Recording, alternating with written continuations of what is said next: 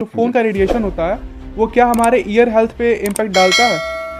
जी, recently कुछ studies में पाया गया है कि जो शॉर्ट टर्म उसका इम्पैक्ट होता है वो उतना सिग्निफिकेंट नहीं है, but long term over a period of 15-20 years उसमें काफ़ी सिग्निफिकेंट पाया गया है कि हियरिंग लॉस पे उसका डायरेक्ट इम्पैक्ट होता है। आप कोई सॉल्यूशन देना चाहेंगे जो कि यहाँ पे हमारे व्यूअर्स को ये पता चल सके कि अगर कुछ ईएनटी से रिलेटेड कोई भी प्रॉब्लम है, जैसे ईयर या फिर थ्रोट से रिलेटेड कोई भी प्रॉब्लम है, तो उससे कैसे वो प्रिकॉशंस कुछ आप देना चाहेंगे कि क्या उनको सेफ्टी मेजर्स का ध्यान रखना चाहिए? ईएनटी का आपको ध्यान रखने के लिए कान का ध्यान रखने के लिए अगर किसी का कान बहता है तो कान में आप रुआ लगा करके नारियल तेल या फिर वैसेलीन में डिप करके उसको वो रुआ आप लगा सकते हैं नहाने से पहले, और नहाने के बाद उसको निकाल करके फेंक दीजिए। ज़्यादा लंबे समय तक कान में ईयरफोन ना लगाएं, हमेशा ब्रेक ले। तथा सुबह में ब्रेकफास्ट हमें गले की बीमारी के लिए जैसे बहुत फ्रिक्वेंट हो गया है कि लेरिंगोफेरेंजियल रिफ्लक्स डिसीज़ या GERD भी जिसको हम बोलते हैं, तो ये बहुत फ्रिक्वेंट हो गया है, तो उसके लिए आप सुबह जल्दी नाश्ता करें, उठने के बाद 1 घंटे के अंदर में आप ब्रेकफास्ट करें। नमस्कार, मैं दिव्यांशु और आप देख रहे हैं जीएनटीवी न्यूज़। आज हमारे जीएनटीवी के प्लेटफॉर्म पे मौजूद हैं गोपाल नारायण सिंह विश्वविद्यालय और हॉस्पिटल के डॉक्टर मिहिर सर। तो आज हम इनसे चंद सवालात करेंगे और जानेंगे कि ईएनटी डिपार्टमेंट क्या होता है, क्योंकि ये ईएनटी डिपार्टमेंट के स्पेशलिस्ट हैं। Hello sir. हेलो। सर, मेरा सबसे पहले आपसे सवाल ये है कि ईएनटी होता क्या है और ये किस तरह के इश्यूज़ के साथ डील करता है? ENT का पूरा फुल फॉर्म है ईयर नोज थ्रोट, यानी कि कान नाक गला, और इसका एक और नाम है ओटो राइनो लैरिंगोलॉजी, यानी लैरिंगोलॉजी में लैरिंग्स भी इंक्लूडेड होता है। तो ये सबसे कॉमनली कान की किसी भी तरह की बीमारी, जैसे कान में दर्द होता है तो CSOM, तथा कान में कम सुनाई देना, नाक से खून आना या नाक में मसा होना, नाक का हड्डी टेढ़ा होना, नाक का बंद लगना, गला में टॉन्सिल का बीमारी, थायराइड का बीमारी, पैरोटिड जैसे सलाइवरी ग्लैंड्स होते हैं,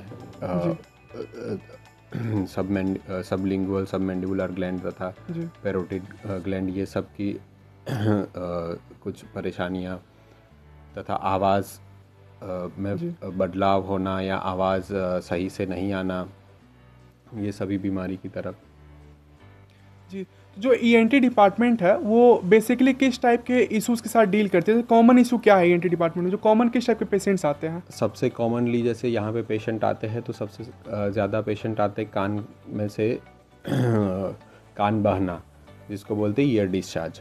ईयर डिस्चार्ज के पेशेंट सबसे ज़्यादा कॉमनली यहाँ पे आते हैं। उसके बाद कान में वैक्स होना, जैसे बारिश की मौसम होता है तो सबसे ज़्यादा कॉमन पेशेंट आते हैं कि कान में फंगस लग जाना, जिसको ओटोमाइकोसिस बोलते हैं, इसके सबसे ज़्यादा कॉमनली पेशेंट आते हैं। उसके बाद नोज़ में जैसे एलर्जिक राइनाइटिस हो गया, जैसे एलर्जी इस मौसम में, जाड़ा के मौसम में एलर्जी सबसे ज़्यादा कॉमन है, तो एलर्जी के पेशेंट इस मौसम में सबसे ज़्यादा आते हैं। उसके बाद टॉन्सिल में, जैसे गला में बच्चों में सबसे ज़्यादा टॉन्सिल की बीमारी, गले में खराश होना, ये सबसे ज़्यादा कॉमनली ये सभी तरह के पेशेंट आते हैं हमारे पास। अभी आपने बताया कि जो कान का डिस्चार्ज मतलब लिक्विड डिस्चार्ज होना कान से और इस तरह की बीमारी होती हैं, तो एक सवाल था कि जो रेडिएशन होता है, क्योंकि करेंट टाइम में लोग सबसे ज़्यादा फ़ोन से जुड़े हुए हैं, तो जो फ़ोन का रेडिएशन होता है वो क्या हमारे ईयर हेल्थ पे इम्पैक्ट डालता है?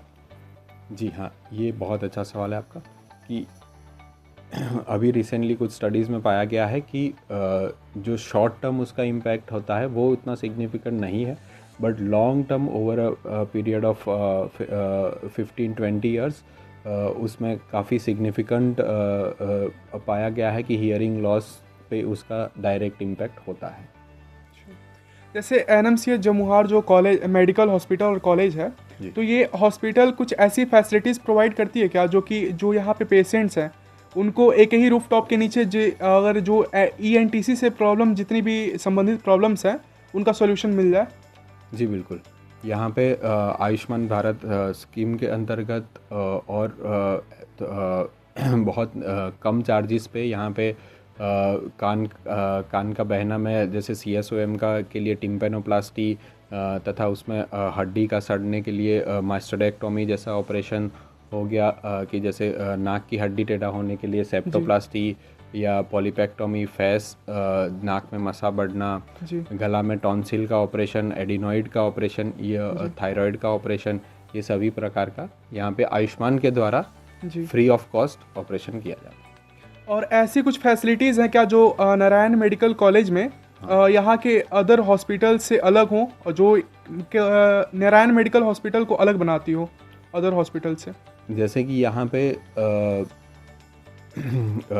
बाकी जगह पे भी ये सुविधा उपलब्ध है, लेकिन यहाँ पे फ्री ऑफ कॉस्ट उपलब्ध है। जैसे कि गले की जांच करवाने के लिए लैरिंगोस्कोपी जांच होता है, जहाँ से आवाज़ की तार को देखने के लिए, या फिर जहाँ से गला में कुछ और इश्यू तो नहीं है वो चेक करने के लिए, तथा एक नाक के द्वारा नेज़ल एंडोस्कोपी होता है, जिसमें नाक में कोई मांस तो नहीं है, नाक में किसी तरह का बीमारी नहीं है, नाक का हड्डी तो टेढ़ा नहीं है, ये सब के लिए। तो ये दोनों जांच यहाँ पे फ्री ऑफ कॉस्ट प्रोवाइड की जाती है, जहाँ जबकि बाकी जगह पे आपको हर जगह पे मोर देन 1000 रुपीज़ उसका हर जगह पे मिनिमम चार्जेस है।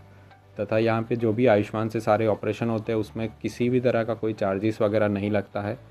आपको बस एडमिशन पे एक बेसिक मिनिमम कुछ मैंडेटरी जांच करानी पड़ेगी। उसके बाद सारा जो आपका रहना, खाना, यहाँ पे ऑपरेशन तथा दवाई का सारा खर्चा आयुष्मान भारत के थ्रू होता है।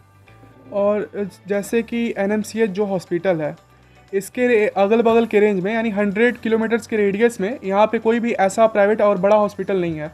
तो कुछ ऐसी कैंपिंग्स होती हैं क्या यहाँ पे जो कि अगल बगल के गांव के लोगों को कुछ अलग से फैसिलिटीज़ प्रोवाइड करें? जैसे उनको कोई प्रॉब्लम, जैसे गांव के बच्चों के अंदर बेसिकली ईयर वैक्स और इस टाइप के प्रॉब्लम्स होते हैं, तो क्या इस तरह की कुछ कैंपिंग्स होती हैं क्या यहाँ से? अभी बहुत सारे फ्रीक्वेंटली यहाँ से मैनेजमेंट के द्वारा फ्रीक्वेंट कैंपिंग का आयोजन कराया जाता है।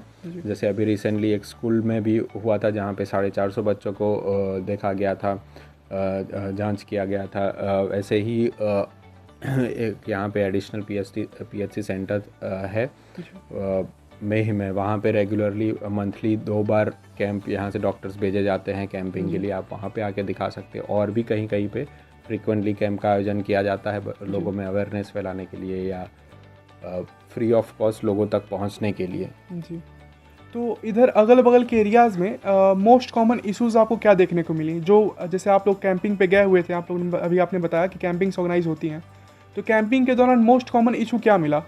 क्या देखने को मिला ऐसा कि जो आप लोग लगता है कि हाँ अलग और दूसरे जगहों से यहाँ पे ये चीज़ ज़्यादा है? यहाँ पे एक चीज़ देखी जाए तो सबसे ज़्यादा OPD में भी, और अभी बहुत कॉमन जो होता जा रहा है कि जैसे पॉल्यूशन की वजह से यहाँ पे एलर्जिक राइनाइटिस बहुत फ्रिक्वेंटली होता जा रहा है, यंग पेशेंट में भी और बच्चों में भी आजकल देखा जा रहा है। ओल्ड एज पेशेंट में भी अभी होने लगा है कि एलर्जिक राइनाइटिस के फ्रिक्वेंट केसेस बढ़ने लगे हैं। ये स्पेसिफिकली यहाँ के रीजन से कुछ ज़्यादा ही, मतलब ऑलमोस्ट 20-30 पेशेंट एलर्जिक राइनाइटिस के ही आते हैं, तो ये बहुत फ्रीक्वेंट है यहाँ पे।